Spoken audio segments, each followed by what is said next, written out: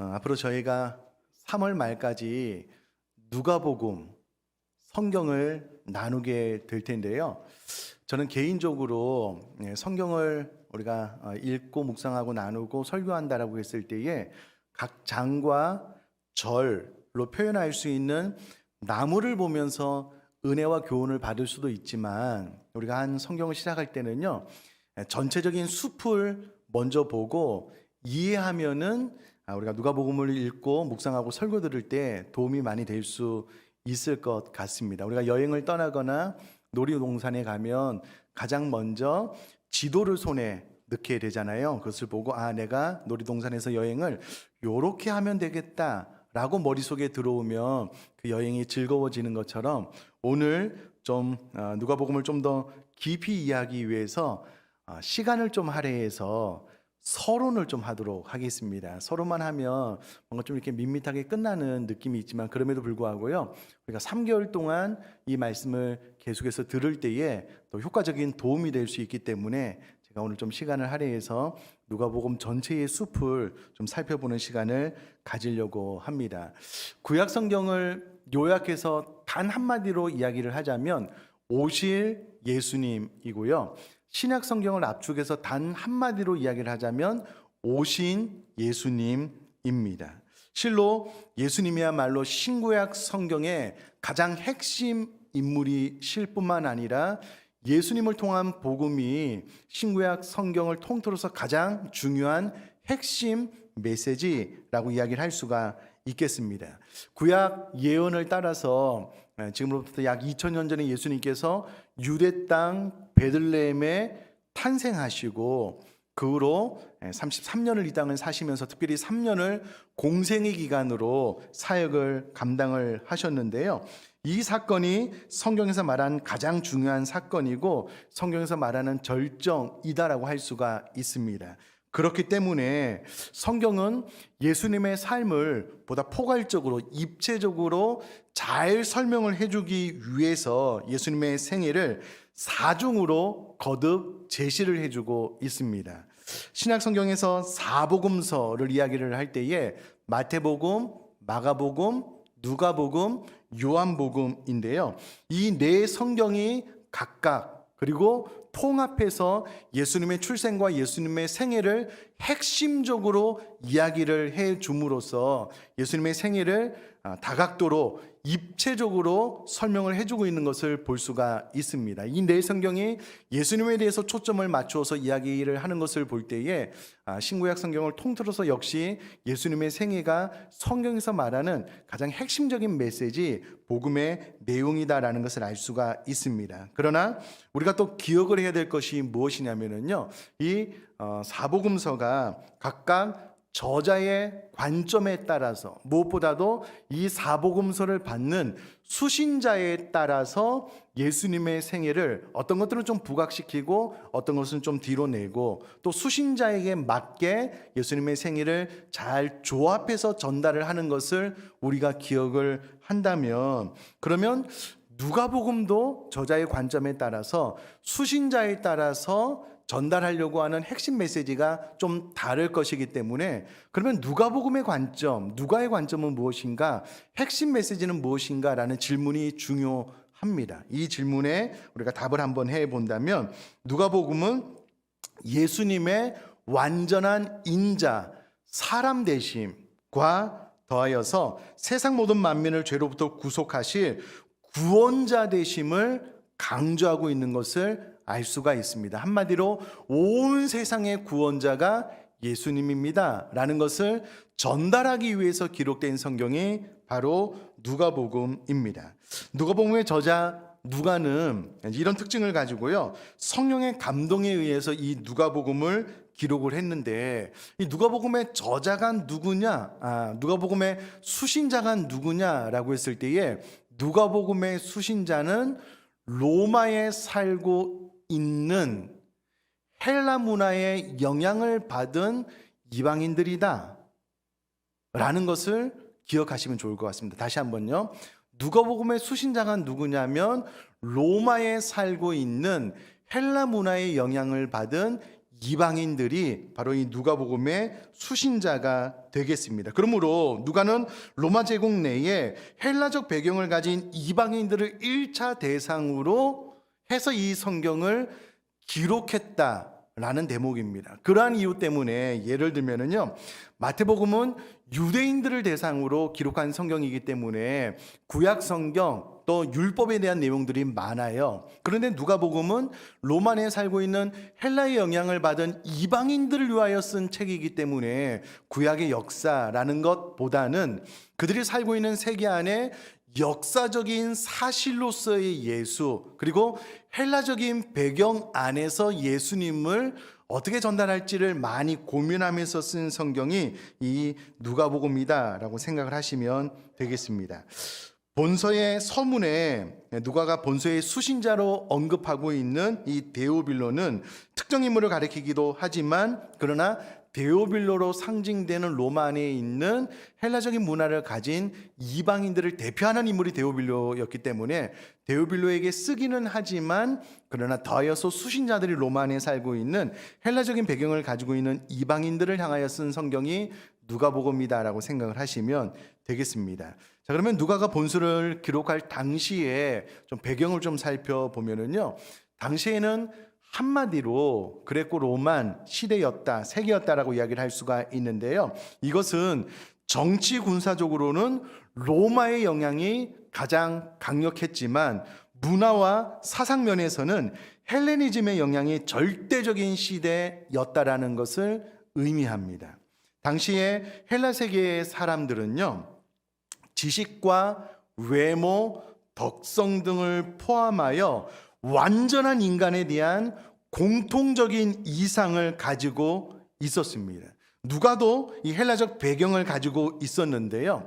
그때 당시에 사람을 좀 더 개발하고 좀 더 개발해서 가장 탁월한 인간이 되는 것에 대한 이상을 가지고 있었는데, 누가가 가만히 생각을 해보니까 예수님이 그분이시거든요. 그러나 누가가 예수님을 전달할 때에 이 헬레니즘 영향 안에 있었던 사람은 한 사람이 태어나서 그 사람이 교육을 통해서 자기 자신을 개발시키는 그 과정을 통하여 타인보다 더 탁월한 인격과 외모와 덕성에 있어서 완벽한 인간에 대한 어떤 그런 것들을 이상적으로 바라보는 마음이 있었다면, 예수님은 이 땅에 태어나서 예수님 스스로를 개발시켜서 그런 이상적인 인간에 도달한 것이 아니다는 거예요.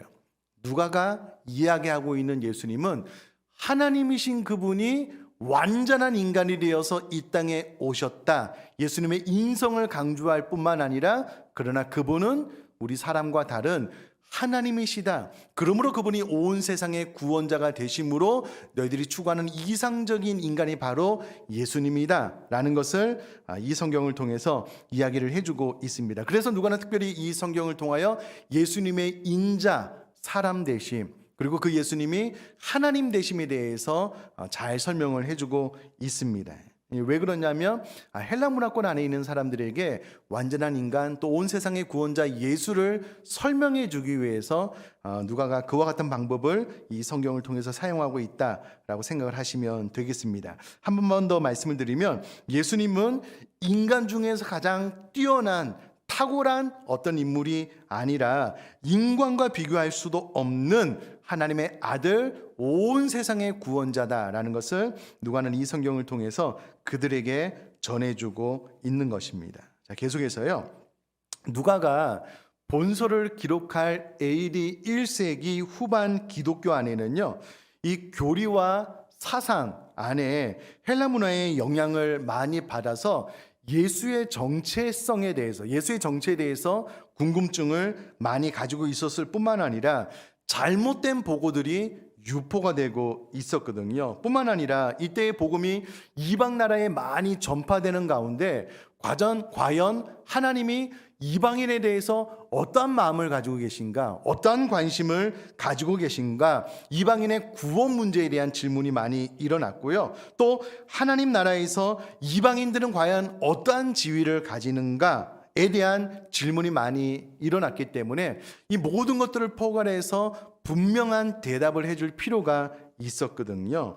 이런 상황에서 누가는 데오빌로에게 복음을 접하기는 했으나 복음에 대해서 완벽하게 이해를 하고 있지 않은 그들을 향하여 보다 더 좀 체계적인 복음을 전해야 되겠다, 그 필요성을 느껴서 이 성경을 기록하게 되었고요. 그러므로 이 성경은 그들의 믿음을 강화하기 위해서, 한편으로는 불신 이방인들을 포함한 모든 이들에게 기독교를 잘 설명해주고 변호하기 위해서 쓰여진 책이 바로 이 누가복음이다라고 생각을 하시면 좋겠습니다. 다시 한번 정리를 하면은요, 이 누가복음은 로마 제국 내에 이방인 출신의 헬레니즘 영향을 받은 그들을 향하여 이 성경이 쓰여졌다라는 겁니다. 자, 그렇기 때문에 이 성경이 그들에게 전달되었을 때에 역사적인 사실로서의 성경, 그들이 피부로 느낄 수 있는 실제적인 성경으로 그들에게 전달이 되어야지만 하나의 어떤 그 관념적인 메시지가 되지 않을 수 있기 때문에 누가는 이 성경을 기록을 할 때요, 예수님의 행적을 당시의 세계사, 즉 로마 제국의 역사와 밀접하게 관련시켜서 기록하고 있다는 것을 알 수가 있습니다. 예를 들면 누가는요, 예수님의 베들레헴 탄생 사건을 기록할 때에 굳이 이 사건이 로마 황제 아구수도가 내렸던 인구조사 칙령과 관계가 있는 것이다라고 밝힙니다. 이런 내용을 통하여 이 성경을 받는 수신자들이 로마 황제 아구수도가 역사적인 인물이거든요. 그리고 그가 내렸던 인구조사 칙령이 사실이거든요. 그때에 예수님이 출생했다라는 이야기를 들음으로써 예수라는 인물이 역사 안에, 내가 생각하고 있는 이 역사 안에 실제의 인물로 태어났구나라는 것을 보다 더 효과적으로 잘 전달을 해주고 있다는 것을 알 수가 있습니다. 뿐만 아니라 세례 요한의 등장 당시에도요, 당시 팔레스틴 지방의 통치자들의 이름을 일일이 누가가 명시하고 있어요. 그러면 이 성경을 듣는 수신자들이 그때에 그 땅을 통치했던 자가 누군데 나도 알고 있는데 그때 세례 요한이 탄생했구나 라고 정확하게 이 성경을 역사적인 사실에 기초해서 받아들일 수 있도록 하기 위해서 누가가 효과적으로 이 성경을 기록했다라는 부분을 좀 알고 계시면 좋을 것 같습니다. 이와 같이 누가는 예수님의 출생과 공생의 전 과정을 현실 역사의 흐름 속에서 확실한 사건으로 전달해주는 그런 특징을 가지고 있다. 그래서 이 성경을 받는 이들이 복음이 지닌 역사적인 사실성을 가지고 받아들이게 함으로써 이 성경이 그들에게 보다 더 효과적으로 받아들일 수 있도록 하기 위해서 이 성경을 역사적인 사실로 기반해서 기록을 했다라는 것을 이해를 하시면 좋겠습니다.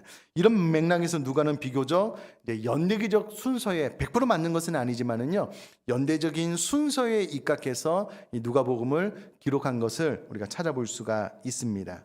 한편 누가복음은요, 다른 성경에 비해서 여성, 어린아이, 가난한 자, 세리, 죄인 등 당시 사회적으로 소외된 자들에게 예수님께서 보이신 관심을 보다 더 많이 기록하고 있는 성경입니다.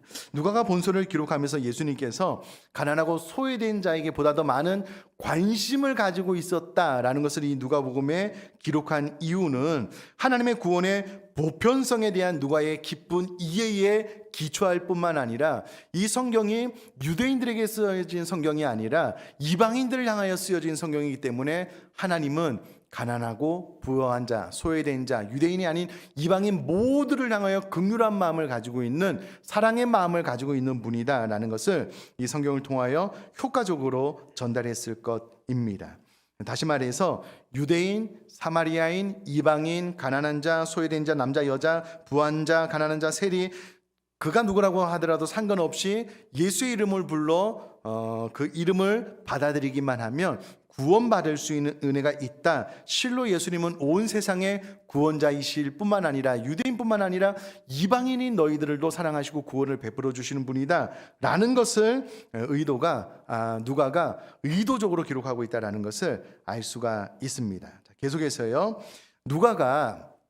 누가복음과 사도행전을 기록을 했는데요, 누가복음 안에 하나님께서 이방인들을 향한 마음에 대한 신학적인 기초를 놓았다면 이것이 사도행전을 통하여 구체적으로 이방인들에게 폭발적으로 복음이 전파되어져 나갔다라는 것을 사도행전을 기록함으로써 이론과 실제를 맞물려 놓았다라는 것을 기억을 한다면 참 누가가 탁월하게 성경을 잘 기록했다. 성령의 감동에 의해서 단순히 이론으로만 하고 끝나는 것이 아니라 사도행전을 통하여 이와 같은 하나님의 마음이 역사가 구체적으로 사도행전을 통하여 전 세계 가운데 흘러나갔고 많은 이방인들이 구원을 받게 되었다라는 것을 누가가 또한 사도행전을 통해서 전달을 해주고 있습니다.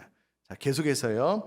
이 사복음서 중에서 유일하게 누가복음은 저자의 집필 배경, 목적, 집필 기본 원칙을 밝히는 서문으로 시작하고 있는 것을 볼 수가 있습니다. 한 장만 딱 넘겨보시면은요. 누가복음 1장 1절로 4절까지 말씀을 보면 이 서문은 당시 헬라의 문학적 전통을 따라서 데오빌로라고 하는 한 인물에게 자신의 저작을 헌정하는 형식을 가지고 있습니다. 이것이 당시에 헬라 문학의 전통을 따라서 기록된 이유는 그들에게 잘 전달할 수 있도록 하기 위해서 일 것이고요. 먼저 누가는 자신이 저술한 복음서의 수신자의 이름을 명확하게 밝히고 있는데 데오빌로는 하나님의 사랑하는 자라는 뜻을 가지고 있습니다. 물론 수신자가 한 특정인이기는 하지만 앞서 말씀드렸다시피 이 데오빌로는 로마 제국 내의 이방 출신 성도들을 대변하는 상징적인 인물이고 누가가 데오빌로에게 이 성경을 쓰임과 동시에 로마의 헬라적인 배경을 가지고 있는 사상을 가지고 있는 이방인들을 향하여 썼다라는 것을 다시 한번 마음속에 좀 새기시면 좋겠습니다. 자, 그러면서 참 누가가 탁월한 사람이다라는 것을 1절부터 4절까지만 딱 읽어보면 알 수가 있어요. 제가 언젠가 한번 머릿말 서론에 대해서 한번 말씀을 드린 적이 있는데요. 누가복음 1장 1절부터 4절만 딱 읽어봐도 이 성경을 신뢰할 수 있도록 누가가 기록을 해놓고 있습니다. 자, 1절 말씀 보면은요. 우리 중에 이루어진 사실에 대하여, 내가 지금 이후로 데오빌로 그리고 이방인들을 향하여 쓸 말은 이루어진 사실이라는 거예요. 누군가 꾸며낸 허상, 가상의 인물 예수님이 아니라 역사 속에 실제로 일어난 일들에 대해서 내가 이야기를 하겠는데, 이 사건에 대해서 2절에 보니까 처음부터 목격자가 있었다는 거예요. 여러분, 어떤 사실을 증거함에 있어서, 확증함에 있어서 이때 가장 효과적인 역할을 했던 사람들이 누구냐면 증인들이었거든요. 예수님 사건에 대해서도 처음부터 목격자가 있었다라는 거예요. 뿐만 아니라 말씀의 일꾼 된 자들이 전하여 준 그대로 내력을 저술하려고 붓을 든 사람이 많았다는 거예요. 그러니까 이미 일어난 사건에 대해서 목격자가 있었고, 이 사건에 대해서 전파하기 위해서 많은 사람들이 붓을 써서 기록을 했다는 거예요. 이것은 역사적인 사실이다라는 것을 이야기를 할 뿐만 아니라 3절에 이 모든 일을 근원부터 자세히 미루어 살핀 나도, 그러니까 이 모든 사건을 처음부터 근본부터 출발점부터 내가 세밀하게 연구해서 살펴보았다는 거예요. 내가 이 모든 것들을 다 섬세하게 관찰해 보았다라는 거예요. 그런 내가 데오빌로 각하에게 차례대로 써 보내는 것이 연대기 역사적인 순서에 의해서 정리해서 차례대로 써 보내는 것이 좋은 줄 알았다.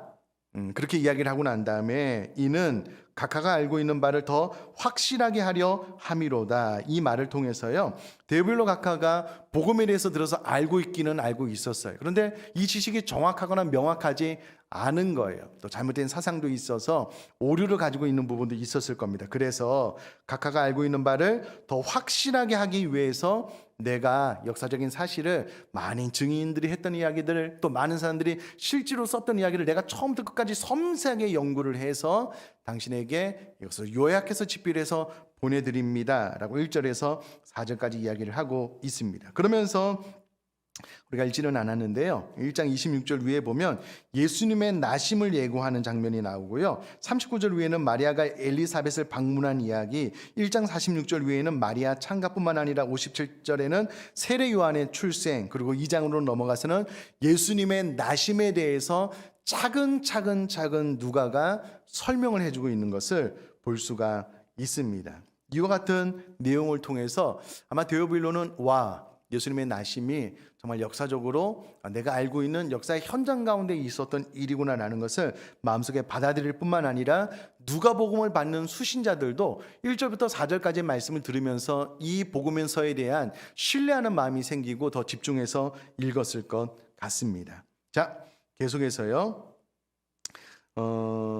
누가복음이 이와 같은 배경하에서 기록되었기 때문에 연대기적 순서에 따르는 것을 원칙으로 자신의 복음서를 체계적으로 또 조직하였기 때문에 이 복음서를 받는 자들이 좀 더 편안하게 또 신학적인 기초와 또 역사 안의 사실적인 내용으로 받았기 때문에 좀 더 신뢰하면서 이 말씀을 이해했을 것 같습니다. 자, 여기까지 내용을 정리해서 핵심 사항을 말씀을 드리면 예수님의 완전한 사람 되심, 인자 되심, 더하여서 세상 모든 만민을 죄로부터 구속하실 구원자 되심을 강조하면서 온 세상의 구원자가 바로 예수님입니다 라는 것을 이 누가복음이 핵심 사항으로 전달을 해주고 있다는 겁니다.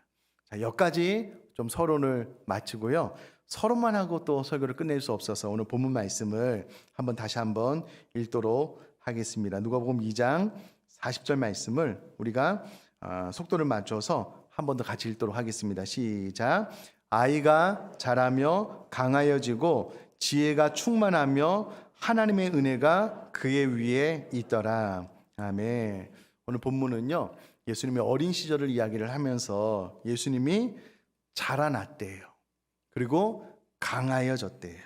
그리고 지혜가 충만하며 하나님의 은혜가 그 위에 있었다라고 기록을 합니다. 네, 여러분, 앞서 말씀드렸다시피 누가가 강조하고 있는 것은 예수님의 인자 사람됨입니다.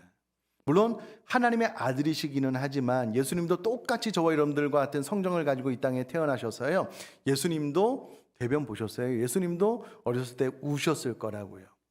똑같이 우리와 함께 자란 분이 예수님이 어느 순간 자랐대요. 강하여졌대요. 지혜가 충만하면 하나님의 은혜가 그 위에 있었대요. 그러면 예수님 스스로 그냥 이 모든 것들이 생겨났느냐? 그렇지 않습니다. 절대 그렇지 않습니다. 예수님이 때가 되면 하나님의 아들이기 때문에 이와 같은 능력이 위로부터 훅 임했느냐? 그렇지 않아요. 조금씩 자라나고 조금씩 강하여지고 조금씩 지혜가 충만하면 조금씩 하나님의 은혜가 그 위에 임했다라는 표현이거든요. 이게 어떻게 가능했느냐? 라고 질문을 던져보면, 여러분, 요셉과 마리아, 예수님의 부모 요셉과 마리아가 철저하게 하나님의 말씀에 순종한 모범을 보일 뿐만 아니라 말씀에 근거한 삶을 살았기 때문에 예수님은 잘 자라나고 강하여지고 지혜가 충만하고 하나님의 은혜가 임했다라는 것을 알 수가 있습니다. 자, 그 위로 좀 올라가서 읽지는 않았지만은요, 21절 말씀을 보면 정확하게 제가 주석을 찾아보니까는요, 21절에 보니 예수님께서 8일이 되어 할례를 행했다. 우리나라 표현에는 그런 표현이 없지만 주석에 보면 정확하게 예수님께서 8일 만에 할례를 행했다라고 기록을 하고 있습니다. 그럼 예수님이 스스로 자신의 몸에 할례를 행했느냐? 그렇지 않겠죠.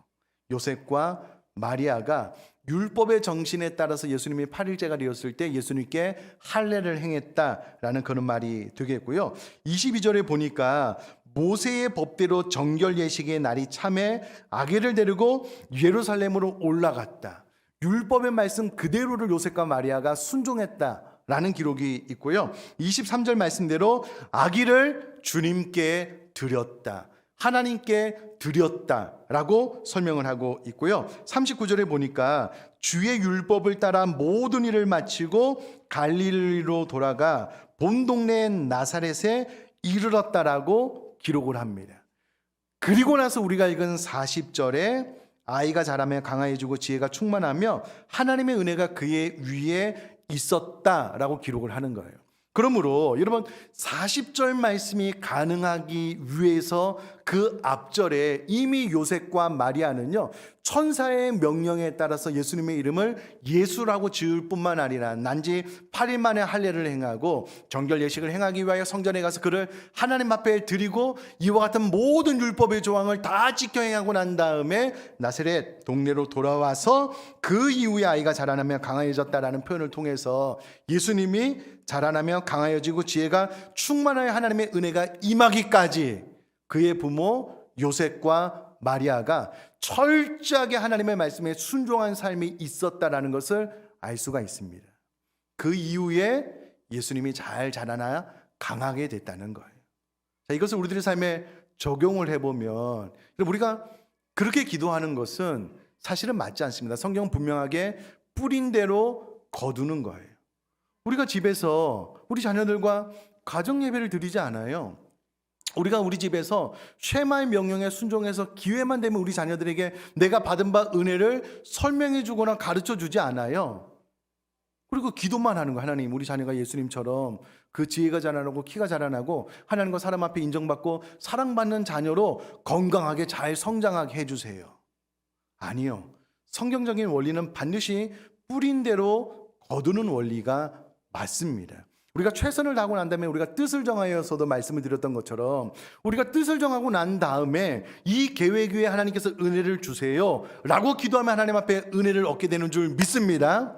우리는 가정예배도 안 드려요. 집에서 쉐마의 명령도 순종하지 않아요. 그러나 무조건 그냥 덮어놓고 우리 자녀가 잘 되게 해주세요. 바른 기도가 아니라는 거예요. 여러분, 예수님께서 잘 자라며 강하여진 이유는, 지혜가 충만해진 이유는 그 전에 부모인 요셉과 마리아가 율법의 정신을 철저하게 지키는 순종과 모범이 있었고 그 이후로 예수님께서 잘 자라 강하게 됐다라는 이 표현을 놓치면 안 된다는 겁니다. 저희 집도 작년 말에 가정예배를 드리면서 뜻을 정하여 이제 나누는데 제 아들이 보니까 신약 1독에 대한 뜻을 정한 거예요. 야, 너 고등학교도 졸업하고 대학생이 됐는데 그래서 되겠냐고 은근슬쩍 찔러 넣어서 성경 1독 뜻을 정하게 만들어 놓고 성경 암송도 안 정한 거예요. 우리는 뭐 이렇게 하려고 하는데 너는 좀 어떻게 하면 좋겠냐? 나도 해야 되겠네 하고 지난 시간 받은 바 은혜를 나누고 우리 아들 가운데 있는 은혜도 듣고 이제 그런 과정을 통해서 받은 바 은혜를 나누고 계속해서 흘러가게 하는 과정이 필요한 것이거든요. 그럼 우리가 집에서 가정 예배를 드리지 않으면은요, 내가 하나님 앞에 받은 바 은혜를 자녀들에게 잘 설명할 수 있는 기회와 타이밍을 잡기가 되게 어려워요. 되게 어렵습니다. 어느 날, 야, 일로 와서 좀 잠깐 앉아봐. 내가 오늘 설교 들었는데 이런 은혜 받았어. 이렇게 하기가 쉽지 않잖아요.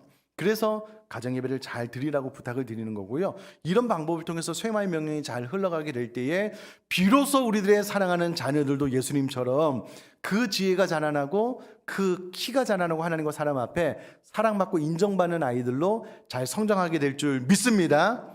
여러분, 철저하게 요셉과 마리아는요, 부모로서의 삶의 모범을 보였어요. 그랬더니 예수님께서 잘 자라났다는 이 표현을 통해서 올 한 해도 우리 모든 부모님들이 가정예배에 충실하고요, 쉐마의 명령에 순종하는 것을 잘 순종함으로, 그리고 그 위에 전심으로 기도함으로 우리 자녀들을 잘 양육할 수 있기를 바라고요. 그래서 우리 사랑하는 자녀들이 예수님처럼 잘 성장할 수 있게 되기를 주님의 이름으로 축복합니다.